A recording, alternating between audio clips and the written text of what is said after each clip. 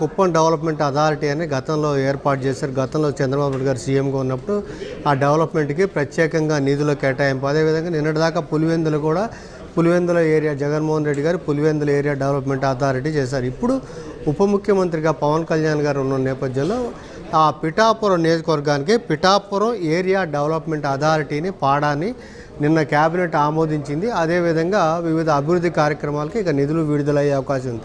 ఇటీవల పవన్ కళ్యాణ్ గారు కూడా అక్కడ పిఠాపురంలో మాట్లాడుతూ మనకి మాస్టర్ ప్లాన్ అంటే పిఠాపురం అభివృద్ధికి ప్రత్యేకంగా ఒక మాస్టర్ ప్లాన్ తయారు చేసి దానికి అనుగుణంగానే అభివృద్ధి కార్యక్రమాలు ఇప్పటికే కొన్ని వర్క్స్ ప్రారంభమైన వాటికి సంబంధించిన విషయాలను కూడా తెలియజేశారు.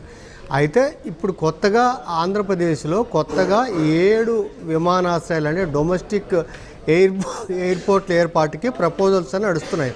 మీద చంద్రబాబు నాయుడు గారు మొన్న ఢిల్లీ వెళ్ళినప్పుడు ఢిల్లీలో సివిల్ ఏవియేషన్ మినిస్టర్ ఎవరు ఉన్నారు రామ్మోహన్ నాయుడు గారి కార్యాలయానికి వెళ్ళి అక్కడ